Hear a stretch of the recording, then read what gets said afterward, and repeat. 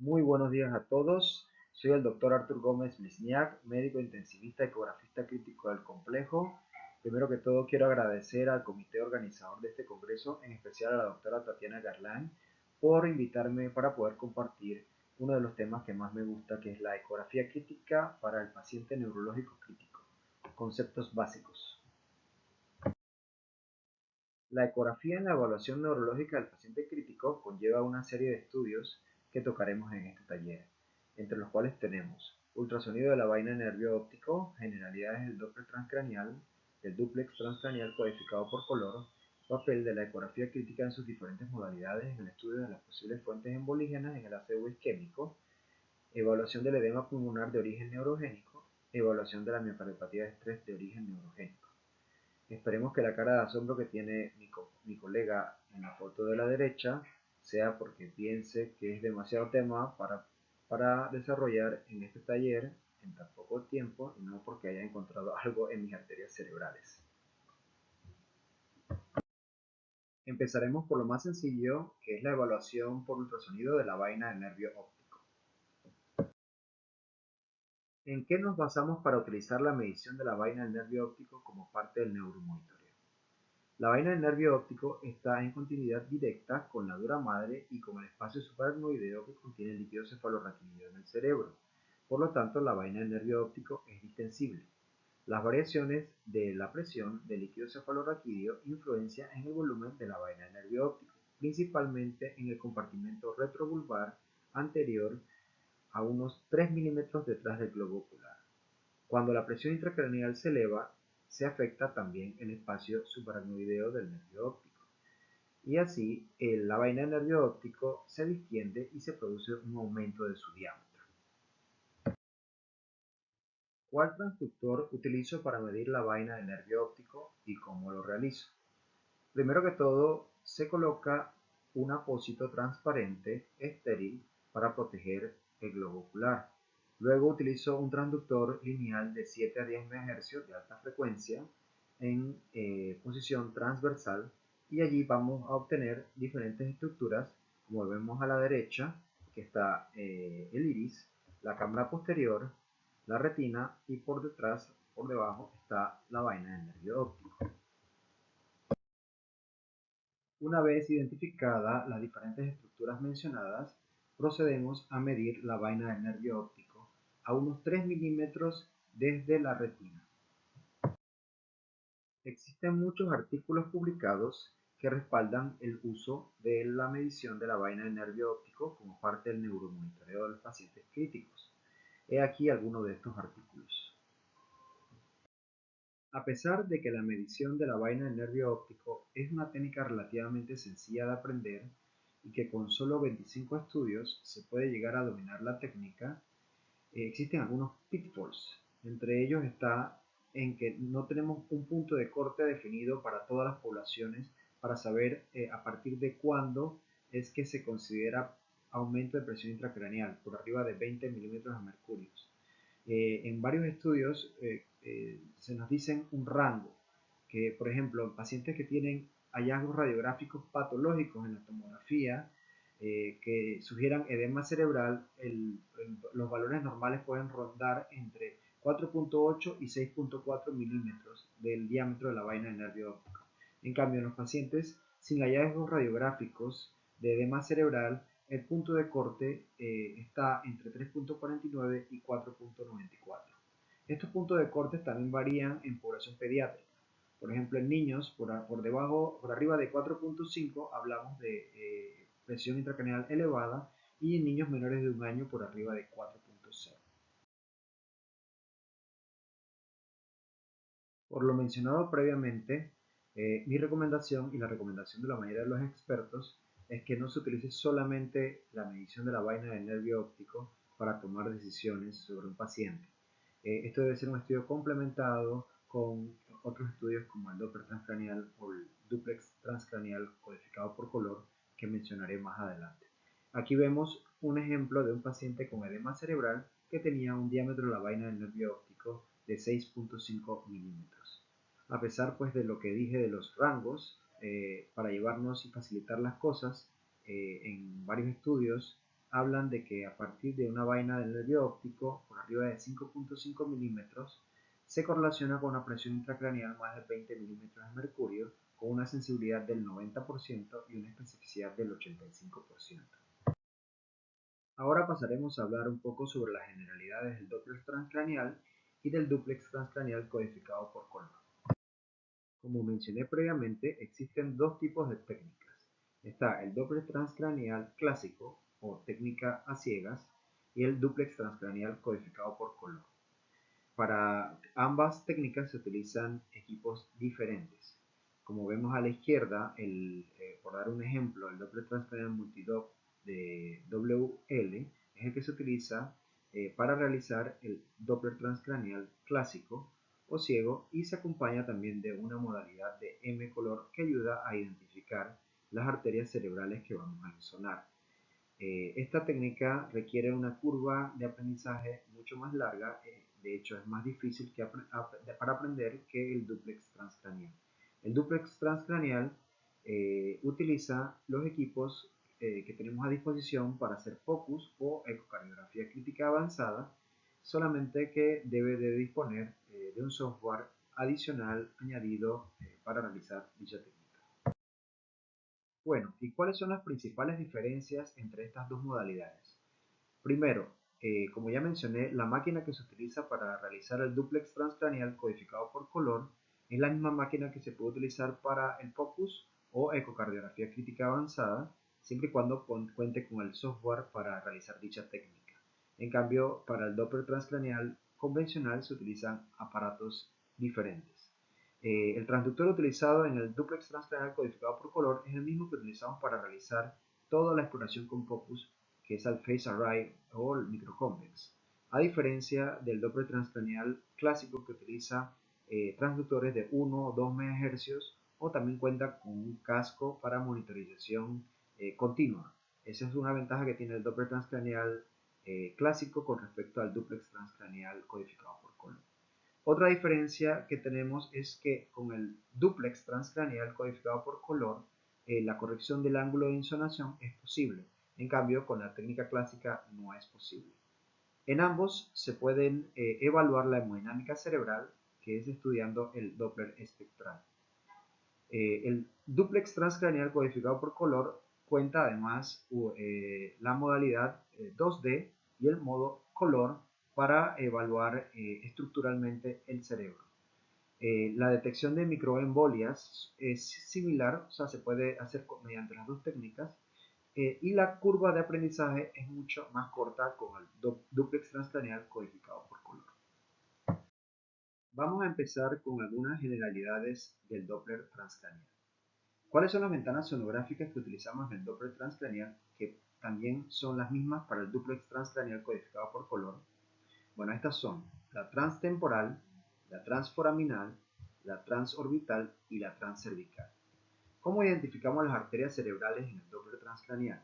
Bueno, para ello necesitamos saber a qué profundidad se encuentran cada una de estas arterias, qué dirección toma el flujo de estas arterias, es decir, cuando el flujo sanguíneo se acerca al transductor se ve un flujo positivo o por arriba de la línea basal, y cuando se aleja del transductor se obtiene un Doppler espectral negativo. ¿Qué obtenemos cuando hacemos maniobras como la compresión de la carótida homolateral o de la carótida contralateral? ¿Qué efecto hace sobre las velocidades de los flujos? Todo esto nos ayuda para identificar qué arteria estamos insonando y evaluar diferentes parámetros que mencionaré a continuación. Para hacerlo de la forma más sencilla posible, les recomiendo el siguiente protocolo de exploración. Empezamos nuestro registro Doppler a través de la ventana transtemporal que se encuentra localizada por arriba del arco cigomático y por delante del trago. Y a una profundidad de 50 milímetros vamos a encontrar la arteria cerebral media como un flujo predominantemente positivo, es decir, un flujo que se acerca hacia el transductor. Posteriormente vamos a aumentar la profundidad hasta 65 milímetros y allí vamos a encontrar la bifurcación de la arteria carótida interna, que se va a dividir en arteria cerebral media y arteria cerebral anterior. El flujo que se ve hacia arriba o flujo positivo corresponde a la arteria cerebral media y el flujo que se ve negativo o hacia abajo en la imagen de abajo corresponde a la arteria cerebral anterior. Continuando con nuestro protocolo de exploración, desde la bifurcación de la arteria carótida interna a 65 milímetros de profundidad, dirigiendo ligeramente el transductor hacia una posición más cefálica y anterior, obtenemos la arteria cerebral anterior. Como vemos allí en la primera imagen de arriba, es un flujo negativo, es decir, se aleja del transductor. Luego, para obtener la arteria cerebral posterior, volvemos nuevamente a la bifurcación de la arteria carótida interna a 65 milímetros de profundidad desde la ventana transtemporal y orientando el transductor ligeramente hacia una posición más posterior y caudal a una profundidad de 70 milímetros, vamos a encontrar el segmento P1 de la arteria cerebral posterior, que en este caso es positivo. Desde esa misma posición aumentamos la profundidad a 80 milímetros y vamos a obtener un flujo negativo que sería correspondiente al segmento P2 de la arteria cerebral posterior. Y hasta un 20% de los casos es imposible obtener una imagen adecuada a través de la ventana transtemporal. Y esto ocurre principalmente en mujeres de mayor edad. Y para poder evaluar la circulación anterior parcialmente podemos utilizar ventanas como la ventana transorbital y a unos 80 milímetros de profundidad podemos obtener lo que es el Doppler del sifón carotidio, que se va a ver como la imagen de arriba, que vemos un flujo positivo y negativo, y a 40 milímetros de profundidad está la arteria oftálmica. Importante al utilizar esta ventana es bajar el power a un 20%, ya que a mayor power podemos producir lesión ocular. Si queremos evaluar la circulación posterior, utilizamos la ventana transforaminal y la posición que el paciente debe estar en decúbito lateral con el cuello flexionado en contacto con la barbilla. El transductor se coloca a lo largo de la línea media debajo de la prominencia occipital con dirección del haz del Doppler hacia la nariz con una profundidad inicial a 55 milímetros con una ligera angulación lateral que va a obtenerse pues un flujo negativo y esto va a identificar lo que son las arterias vertebrales y si aumentamos la profundidad hasta llegar a un máximo de 120 milímetros podemos obtener el Doppler de la arteria basilar.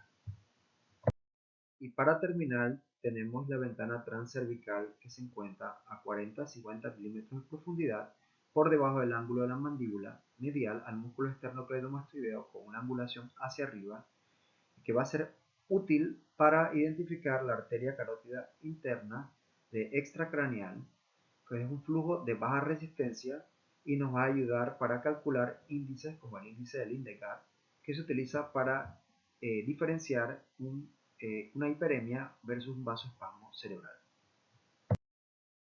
¿Y qué debemos medir al evaluar la hemodinámica cerebral en ambas modalidades?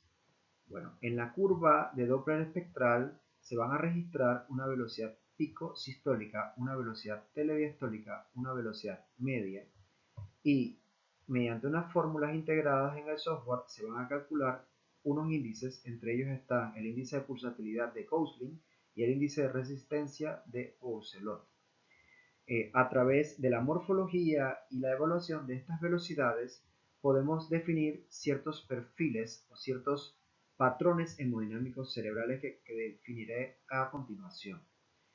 También nos ayuda a diferenciar arterias de baja resistencia, como son las arterias del polígono de Willis, versus arterias de alta resistencia, como la que vemos en la imagen de la derecha de abajo, que sería correspondiente a la arteria carótida externa. Hay que recordar siempre las limitaciones que tiene el Doppler al evaluar los flujos. Mientras más paralelo el flujo es, mejor es la señal obtenida. Si el flujo es totalmente perpendicular, recordar que el coseno de 90 grados es 0, es decir, no podemos obtener una imagen adecuada y no se podrá evaluar adecuadamente dicha arteria. Aquí les muestro los valores de referencia de las velocidades en las arterias cerebrales y de los principales índices del Doppler transcraneal. A la izquierda, ahí están los valores generales de cada arteria cerebral y a la derecha están por rango de edades.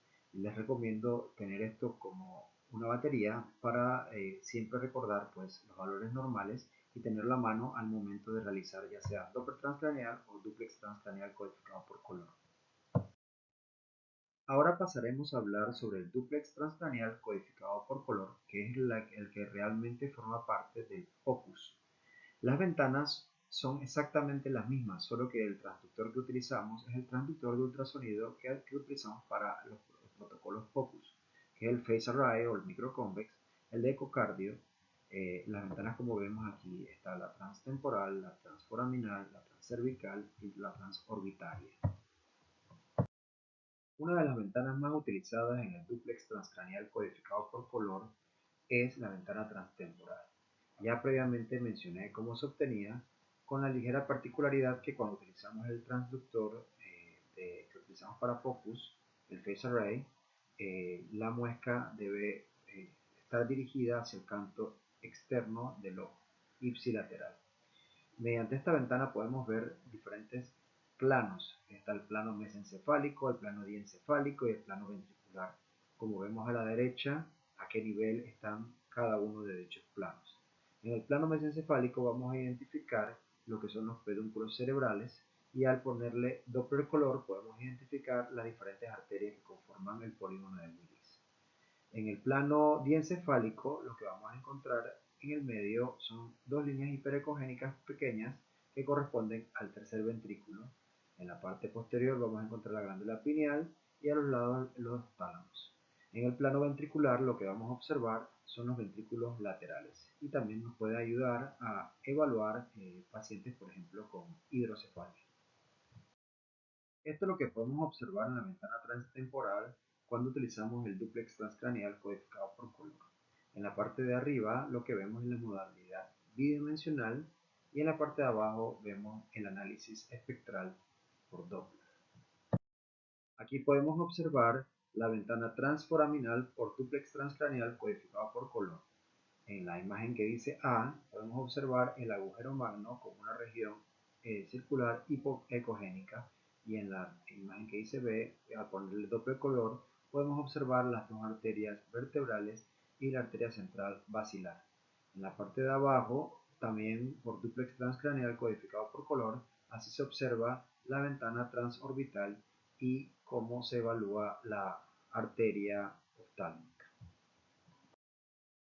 Como mencioné previamente, mediante la evaluación de las velocidades picosistólicas, las velocidades diastólicas, los diferentes índices por Doppler, podemos diferenciar diferentes patrones hemodinámicos evaluados por Doppler transcranial y por dúplex transcranial. Entre esos tenemos el patrón de flujo normal en arteria cerebral media o en las diferentes arterias que estemos insonando, el patrón de bajo flujo o de hipoperfusión cerebral, el patrón de hiperemia, el patrón de vasoespasmo que se diferencia de la hiperemia mediante el índice de Lindergaard cuando tiene un valor mayor de 3. También podemos observar el patrón de arresto circulatorio cerebral, que es el que se observa pues obviamente en los pacientes con muerte cerebral. Describiendo un poco estos patrones, el patrón normal o hemodinámico fluido se caracteriza por una velocidad media de flujo normal con índice de pulsatilidad e índice de resistencias normales. Aparece en sujetos con presión de perfusión cerebral mayor de 70 milímetros de mercurio y una presión intracraneal normal. Básicamente nos indica que la presión de perfusión cerebral está por encima de un umbral crítico. El patrón de bajo flujo y alta resistencia o de bajo flujo sanguíneo cerebral lo podemos encontrar habitualmente en situaciones como hipertensión intracraneal, hiperventilación o fármacos, por ejemplo los barbitúricos, que pueden producir un descenso del flujo sanguíneo cerebral por vasoconstricción y también lo podemos encontrar en hipotensión arterial. ¿Cuáles son los hallazgos? Una disminución de la velocidad media de flujo, un aumento del índice de pulsatilidad mayor de 1.1, una disminución de la velocidad telediastólica. Existe también lo que es el patrón de alto flujo sanguíneo cerebral, que puede ser ya sea por hiperemia o por vasoespasmo cerebral. La hiperemia cerebral o la llamada perfusión cerebral de lujo puede ocurrir en situaciones de aumento de las demandas metabólicas como la hipertermia o sedación insuficiente y en casos que aumenten el flujo sanguíneo cerebral como por ejemplo en situaciones de hipoxemia, anemia, disminución de la viscosidad de la sangre e hipoglucemia. Los parámetros que se destacan aquí son un aumento de la velocidad media de flujo, una disminución del índice de pulsatilidad, y cuando evaluamos la arteria carótida extracraneal, vemos un índice de Lindergaard menor de 3. En caso del vasoespasmo cerebral, la diferencia aquí, las velocidades de la arteria cerebral media son elevadas, habitualmente por encima de 120 centímetros por segundo. Hay un índice de pulsatilidad que puede estar normal o disminuido o elevado, pero aquí lo que importa es que el índice de Lindergaard esté por arriba de 3. El vasoespasmo cerebral va a depender, el grado va a depender de los hallazgos que vayamos a tener. Por ejemplo, en vasoespasmos moderados, la velocidad de la arteria cerebral media está entre 120 y 200 centímetros por segundo. En vasoespasmos severos, la velocidad media está por arriba de 200 centímetros por segundo. Al igual que el índice de Lindergaard por arriba de 6, nos está hablando también de un vasoespasmo cerebral severo. El índice de Lindergaard se calcula dividiendo la velocidad media de la arteria cerebral media sobre la velocidad media de la arteria carótida interna extracraneal. Y dependiendo pues del índice de Lindergaard que tenga el paciente, nos va a ayudar también para estadiar el grado de severidad del vasoespasmo. Otra característica que distingue un poco entre los flujos hiperémicos y no hiperémicos es que en los flujos no hiperémicos podemos encontrar muchas veces un notch protodiastólico que no se observa en la hiperemia. Y para terminar con el tema del vasoespasmo cerebral, el abordaje que hacemos suele ser multimodal. Se diagnostica el paciente con hemorragia subaracnoidea, ya sea de causa neurismática o ya sea por un trauma craneoencefálico. Se realiza un Doppler transcranial, se ve el aumento de velocidades en la arteria cerebral media o en la arteria que está afectada, vemos un índice de Lindergaard aumentado, mayor de 3, y una vez que sospechamos el vasoespasmo a través del Doppler transcranial, se confirma con una angiografía cerebral y diagnóstica y puede ser terapéutica. Cuando la presión intracraneal aumenta, lo que vamos a ver un cambio de un patrón de flujo normal hacia un patrón de bajo flujo y alta resistencia. Posteriormente, la sístole se va separando de la diástole e incluso llega a invertirse la fase diastólica, produciéndose lo que se llama el flujo reverberante. Posteriormente desaparece todo el flujo a nivel de la diástole y solo se ven espigas sistólicas. Todos estos son patrones de muerte encefálica. El flujo reverberante, la espiga sistólica y luego desaparece todo tipo de flujo. Esos tres patrones son patrones de muerte encefálica. Para poder apoyarnos con el Doppler transcranial en el diagnóstico de muerte encefálica, debe de cumplir ciertos requisitos iniciales. Primero, que debió haberse podido insonar las diferentes arterias en un estudio previo. Después, tiene que haber los patrones que mencioné de arresto circulatorio, tanto en las arterias de la circulación anterior como en las arterias de la circulación posterior. Este es un ejemplo de arterias insonadas de pacientes con muerte encefálica en nuestro servicio. Este es otro ejemplo donde podemos observar a la izquierda la imagen en 2D y a la derecha la evaluación del Doppler espectral en pacientes también con arresto circulatorio y muerte encefálica. Como mencioné en la evaluación de la vaina del nervio óptico, lo mismo lo repito al utilizar el Doppler transcranial, el dúplex transcranial codificado por color. Dado que hay muchos factores que pueden afectar las velocidades y los índices en estas exploraciones, se debe de tomar todos estos factores que muestro aquí en la tabla en consideración y utilizar con otros métodos al evaluar un paciente neurocrítico. En la tabla de arriba muestro los diagnósticos diferenciales que debemos pensar al encontrar los diferentes patrones hemodinámicos evaluados por Doppler transcranial. En la tabla de abajo muestro pues las intervenciones que son guiadas a través de los hallazgos de obtenidos por el Doppler transcraneal o el dúplex transcraneal codificado por color. Además de la evaluación hemodinámica cerebral a través del dúplex transcraneal codificado por color, podemos evaluar los hemisferios cerebrales y visualizar ciertas patologías intracerebrales como la presencia de hidrocefalia, la presencia de catéteres y de objetos extraños, masas, hemorragias cerebrales.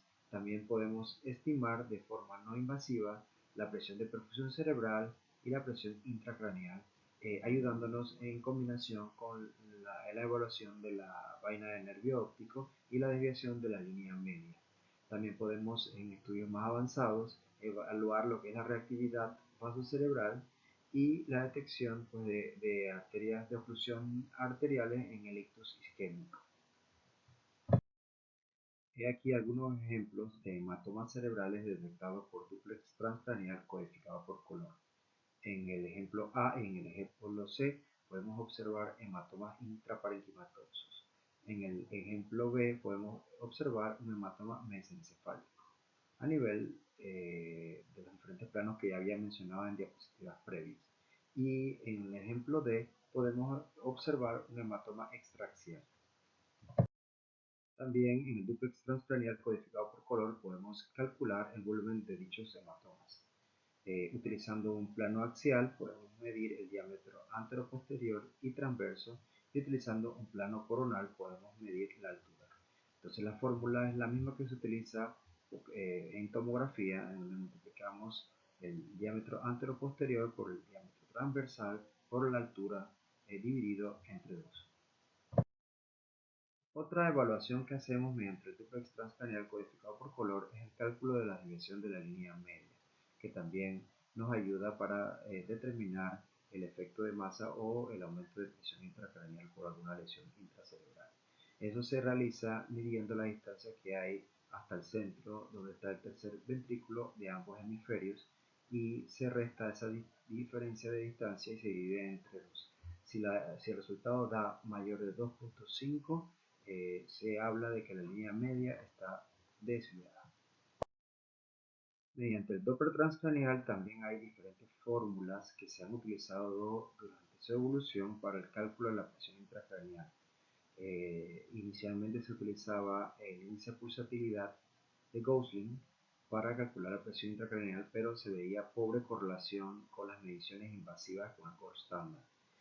Posteriormente se utilizó otra fórmula publicada por Chosnica, en donde se evaluaba la presión de perfusión cerebral y de forma indirecta se estimaba la presión intracraneal como la diferencia que hay entre la presión arterial media menos la presión de perfusión cerebral, obteniendo valores con una correlación moderada.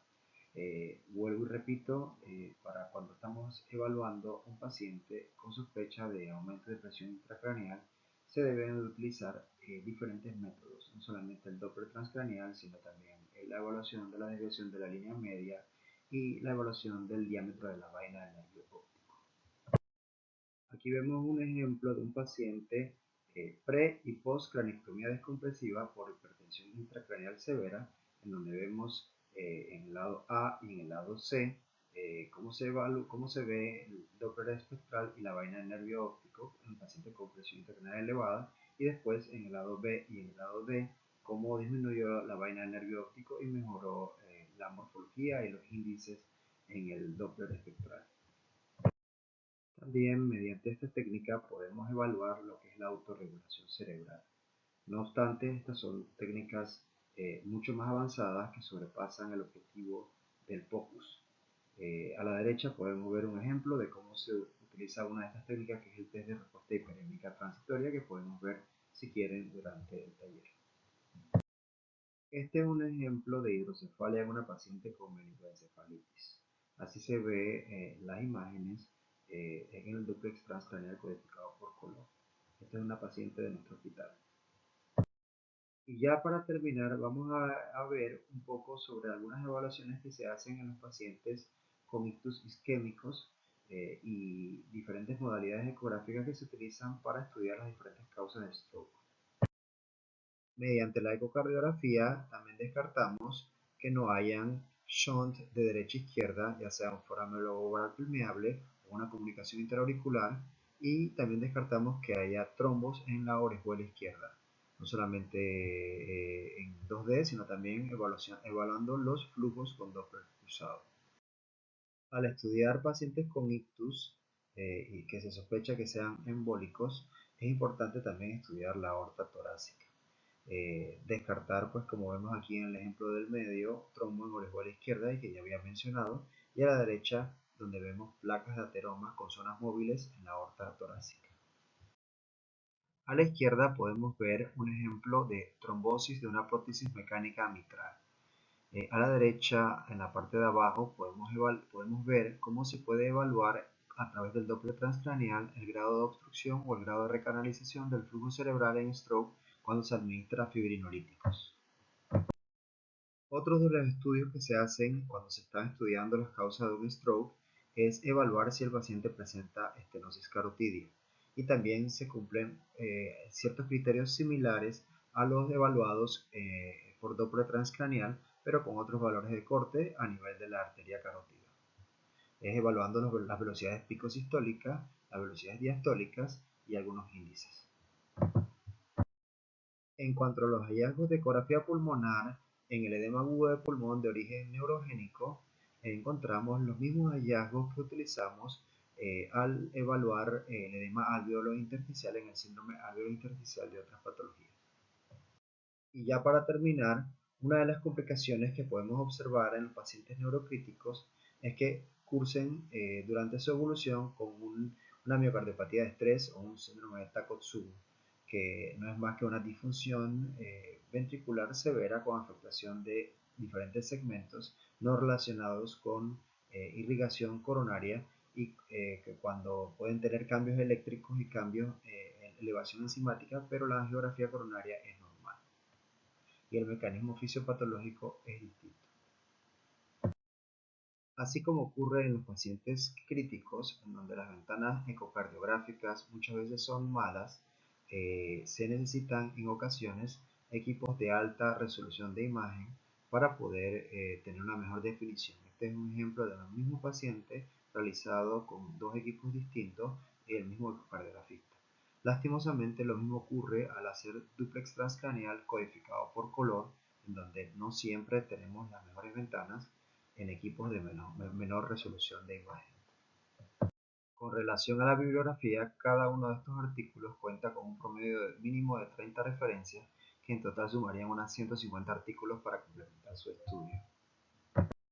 Parte de la información que utilizamos para la creación de esta charla fue tomada de nuestro libro que publicamos denominado Ecografía Crítica en el Shock, que es uno de los libros disponibles para la formación en ecografía crítica en Iberoamérica.